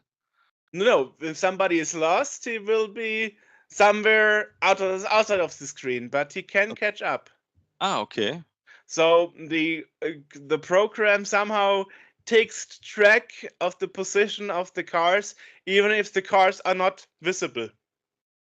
Oh, sounds cool. Yeah, I have So to check. he's not actually faking it. So there's no rubber banding of mechanism or something. So Mm, he's not faking it. So it's really real time. It's a real time map that appears to be in the background, taking track of all opponents. okay. Yeah. Yeah. Sounds like a great game. So I will test it in the next days. When I, And when and I if need you this. and if you could make it so that it actually works on NTSC in the same speed as well, people would be very happy, because that would be the first time that Americans and Canadians and Europeans can race against each other. Okay. And how many players are allowed in this game? I think 4 is the Uh-huh. maximum. Oh, but it's a lot. And interestingly, he told us before the interview we did with him over Twitch that he never tested it over the internet. So it was Okay. actually the first time. I can't You believe know? it. Yeah, it works. I mean, we all know you can fake it. You can just make subnets and in a local Ethernet, Yeah. and then for the program it appears like you are actually from the internet, despite your computer is right next to you. Yes. Yeah, connection is very fast then, and so it works properly. But when you go over the internet, you have sometimes some issues with lost packages and so on. And yeah, this could be a problem then. And it is sometimes laggy when you have someone who has not such a good internet connection as you. Yeah, you have to keep all this in mind when you make the software development. So I think it is not easy to do this. Well, he seems to be a master in software and hardware design, Yeah, because, I think so. as I said, the main gripe was actually the speed of the machine and not lost packages. Seems to be a multi-talent here. Yeah. Mhm. Yeah, I mean, we have a lot of those, and it's amazing that you have a lot of one-man projects. Yeah. Yeah, and also it's important to have, I think, more cartridges. For example, the RRNet. Jens Schönfeld told me the pieces are sold out. He cannot produce more units of them. They are out of stock. So So you don't get the components to build. yeah, Okay, yeah, that's yeah. that's a big problem. So we used only standard things to have it available at every time then. I mean, you must imagine that was 2010. That was, Mhm. or even earlier than that. I mean, I don't know what was common over there, but I guess whatever Adam Dunker's design was, what was just available back in the 0 years of the 2000s. Okay, so the Commodore 64 was okay. End of Commodore 64 scene, I think it was end of the 90s. So 98, 99. I think then 64 was nearly dead. Scene was That's nearly dead true. in That's all true. Amiga or other hardware platforms. And okay, then later on they came back. So I came back in 2002. Ooh, okay. Yeah, yeah. And from this time, I used my 64 again. Wow. Yeah. And now you even took part in developing a new hardware piece, and then being interviewed about it. in multiple podcasts. Yeah. Yes, in different languages. Ooh. Yeah. Luckily, there are only two. Yeah. So, Yeah. So I only speak English and German. So and English is not my favorite, but it's not your favorite. I think you can understand me. Yes, fine. Alrighty. So where can people find out about your stuff? You mean where they can buy a module? Yeah, I mean, you have a homepage, I guess, social media channels, perhaps. Yes. Yeah, we are on Facebook. We have a homepage, as you said before, and there you can download all the manuals and source codes of the project to do it on your own if you want. You can build it from scratch if you want. You don't need to buy one. When you want to buy one, you can. In Germany, there is the Restore store. A guy named Bobble is the owner of the store, and you have to solder the user port plug in this case when you order there, because in Germany we have a lot of restrictions. So you only can sell this product as a kit. So you can't sell the whole module, because you have to know something about what about the recycling and so on. So there are a lot of restrictions. So we sell it as a kit, and you only have to solder the user port plug. And I think you can do it with a very big iron. So nearly everybody is able to do this on his own. Except me, I have no fine motoric skills. Okay. You can make very big soldering points here, and it will work. So, and then is the Protovision shop. There you can buy fully assembled items if you want. Yeah, that is because they have a commercial license and they can do this stuff, right? Yeah, I think they have another background than the Restore store in this case, and I think they are not located in Germany. I don't. Oh, Protovision is.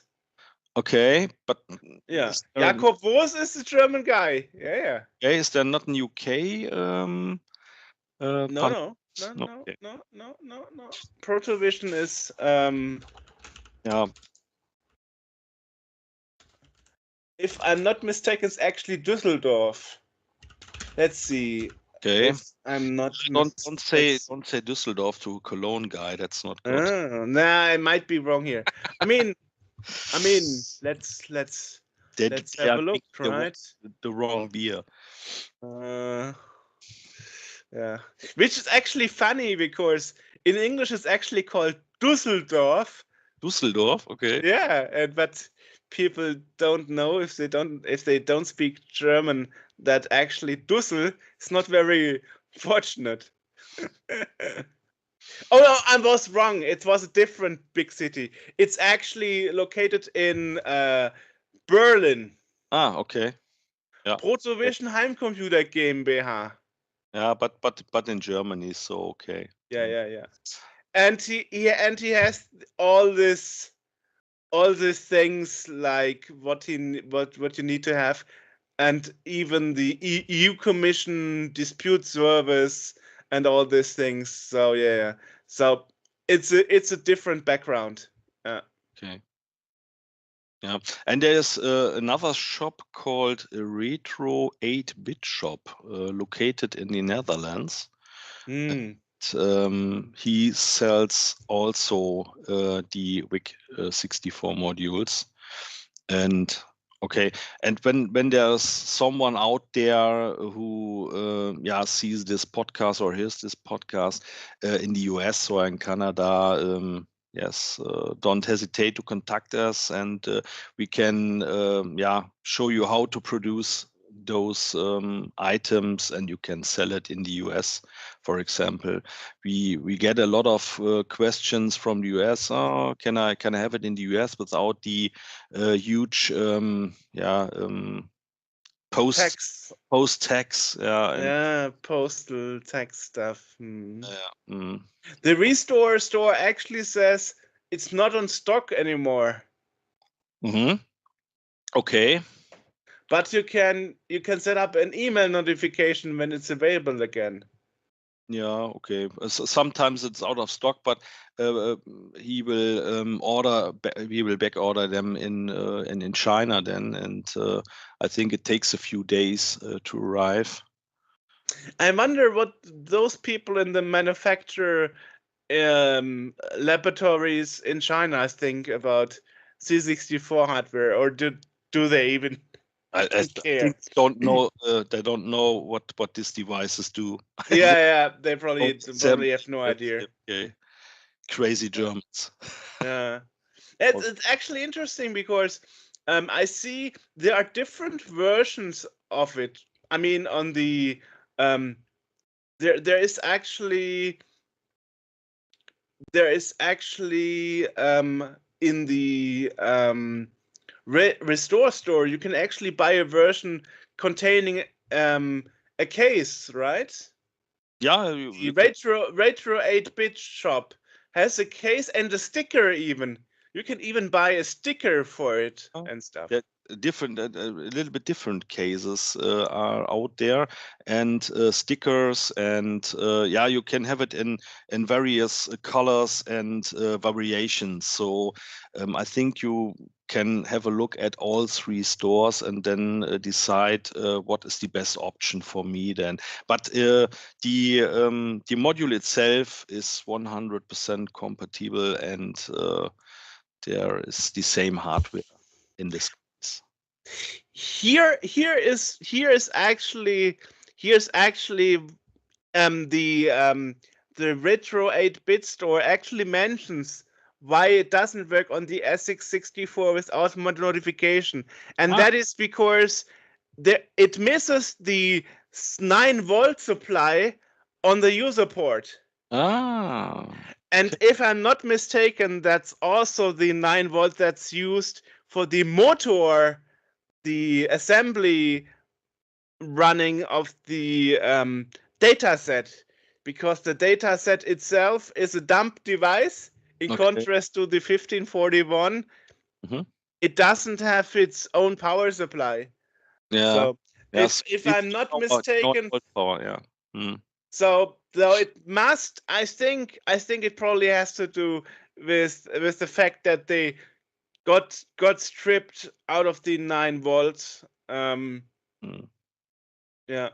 But you can do this modification. I think it someone who is able to do it in approximately 5 or 10 minutes.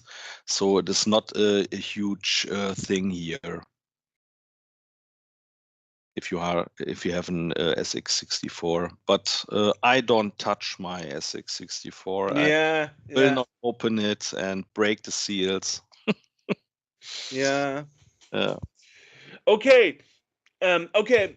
Now, if I go into the manual for the fix, it actually says the reason why you have to make a modification is that the user port of the Z64 of the SX64 actually has a short circuit on the PCB. So you have to separate these two lines. Exactly. So pin 10 and 11 are connected to each other, which is not supposed to be. So the solder plop is just too big from the factory, and it's bleeding into the other pin. So you can solve it with a knife, and yeah, you can actually use a razor blade or a sharp cutter knife. And to do this. Okay, so it has also 9 volt support. Yeah, so I was wrong earlier. Well, good that I'm not a hardware expert. Yeah. As I said, two people being colorblind, talking about color. People talk about colors. Yeah. Okay, so it's actually a manufacturer error that the pins are actually soldered to each other. Yeah, but I mean, I was actually talking to some Commodore people back in the day, and it was actually pretty common that things were not done properly. I mean, I was actually once having an interview with Petro Kittel, the one from Commodore Germany, doing user support, Okay. and he said that, for example, for the American machines, for the French machines, because back in the 80s, France had SECAM, they actually used German C64 PAL machines, hired some students to solder in a SECAM converter by hand with a big solder iron. And to separate this sounds not very professional. Exactly. And to separate the extra SECAM converter PCB from the main PCB, they just put a piece of cardboard in between. Okay. Wow. Wow. Sounds super amazing. cheap. Super cheap, Yeah. Commodore. Yeah. So they say at every corner there. It's amazing. And here's the thing how I found out about this. I was like, I found this SECAM C64 on eBay. I was like, wow. So I bought it, and then it had no picture output. Okay. And then the seller told me, perhaps you missed this. And then he sent me a photo of the SECAM converter.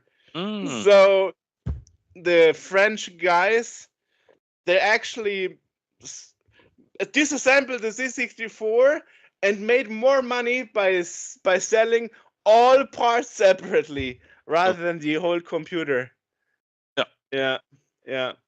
And then, unfortunately, she put it into a bubble wrap envelope and sent it via Hermes. And if you know Hermes, like I do, yes, it didn't arrive in one piece. One of the coil vines was actually stripped.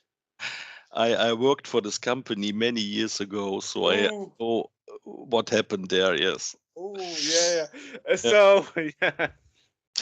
So one of the Chaos Computer Club guys actually had to resolder the coil with the super fine digital microscope. Okay. And it looks very messy, but it works. Yeah. Okay. Yeah. Finally, when it finally works, then it's okay. Yeah. And of course, now the isolation has been done again, because this cardboard obviously was not a good solution, because meanwhile, over 30 years, it did rot away, Yeah, so. I think so. I think I don't know the English word for gummy. Rubber. Rubber, should be better in this case. Yeah. Well, I mean, Commodore was like, as long as it's surviving the warranty time, it's good enough, Yeah, 1 or 2 years. So.